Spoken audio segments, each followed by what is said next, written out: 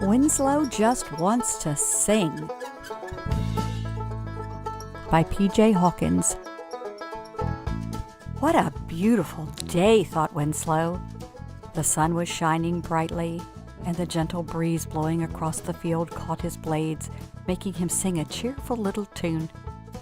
He loved everything about living on a farm, watching the sun rise over the wide open fields, and the smell of the tractor plowing the fresh dirt at planting season.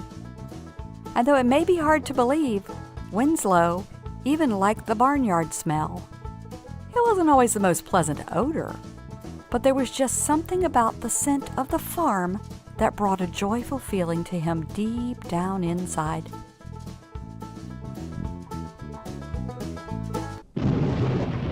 He loved watching the dark clouds rolling in just before a storm, and the smell of the rain as it made its way across the wide open fields. He especially loved it when the storm brought with it strong winds that would turn him from side to side, spinning him like a top, causing his blades to turn so fast that his singing could be heard all the way inside the farmhouse. The farmer always made sure he was securely anchored and planted the most beautiful flowers all around his legs. He was sure he could not be happier. He had the perfect life. But one day, as the wind changed his direction, he noticed a sign in the yard in front of the farmhouse. It read, "For Sale," in bold red uppercase letters. "Oh no," thought Winslow. "They're selling the farm? Surely this can't be true." What would happen to his perfect life if the farmer moved? But it was true. It wasn't long until the moving truck came and loaded up the farmer's belongings. The farm had been sold to a developer who had plans to turn it into a huge subdivision. The dirt paths that the tractor used when it plowed the fields and harvested the crops would soon become paved streets. There would no longer be corn or soybeans growing in the field. Instead, there would be houses. Lots and lots of houses. The sounds of the birds singing, the horses neighing, and the cows mooing would be replaced with the hustle and bustle of cars with busy commuters rushing to and from work. Winslow felt very sad. He would miss the farmer and the way things were before he moved away. He knew that change was a part of life, but he didn't want things to change. It wasn't long before some men in yellow vests came with chains and wrenches. They unfastened the anchors that held Winslow securely in the ground and loaded him onto the back of a large truck. They took him to the city and unloaded him inside a giant auction house. The auction house looked a lot like the grain barn on the farm. It was filled with all kinds of farm equipment, tools, furniture. Winslow had always lived outside, so being inside felt very strange. There was no smell of rain, no sound of tractors, and no breeze to make his blades sing. Life inside the auction house was much different than what he was used to. Everyday people visited, and on occasion they gathered in large groups for something called an auction. The auction was led by a man with a loud voice who talked really fast. So fast, in fact, that you could barely understand what he said. He was called an auctioneer.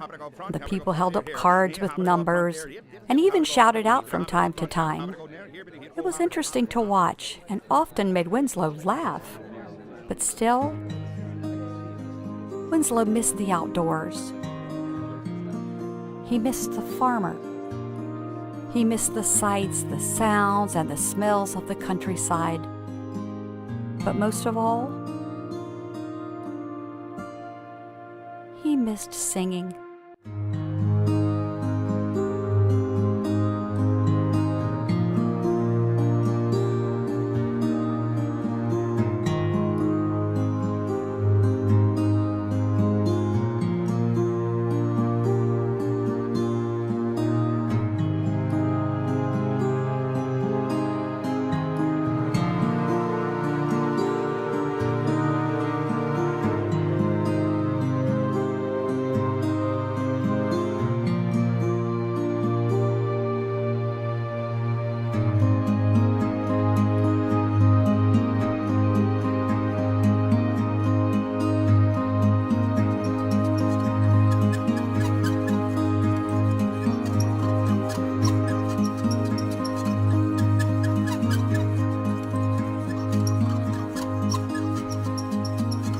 He loved how the wind gave him a voice. When the gentle breeze blew, his song was soft and the tones were quiet. When the storm winds blew, his song was deep and loud, as if it were coming from his very heart. Oh, how Winslow wanted to sing again. But the inside of the auction house never had a breeze of any kind. In fact, it didn't even have windows. Time passed before one day, Winslow spotted a man wandering around the auction house. He didn't look much like a farmer, and he didn't seem too interested in attending an auction. He walked over to where Winslow stood and just stared up at him. It made Winslow feel a bit peculiar. Why is he staring at me, and what could he possibly want with a windmill? By the looks of him, he was for sure someone from the city. Please don't let him buy me, thought Winslow. I want to live on a farm again. But before Winslow could give it another thought, the man was backing up his truck, and suddenly Winslow was being loaded onto it. He was then covered with a black tarp and fastened to the truck with bungee cords. It was scary under the tarp. It was so dark, and Winslow had no idea where he was going. They traveled a long distance, but when they finally stopped and the tarp was removed, Winslow could not believe his eyes. There was a little white house surrounded by fields of corn. The man carefully unloaded Winslow from the truck and placed him directly in front of a big window at the front of the house. He anchored him securely, then planted flowers around his legs. If only there were just a gentle breeze, Winslow thought. He wanted so desperately to sing again. As Winslow stood quietly in the stillness of the evening, much to his surprise, from the little white house he heard a sound he had never heard before. He was filled with excitement. Winslow had always been the one singing. For the first time in his life, he heard someone else singing, and it was wonderful. Winslow wanted so badly to sing along, he tried and tried, but without a breeze, it was impossible. As he stood there trying hard to make his blades turn, Winslow began to smell rain. He noticed dark clouds moving across the evening sky. There was a storm blowing in. The wind started as a gentle breeze, but soon began to blow harder. It blew so hard that it caught in Winslow's blades, and at last he was able to join the singing coming from the little house. Winslow was right. The man was not a farmer. He was the music man. Day in and day out, the music man made beautiful music.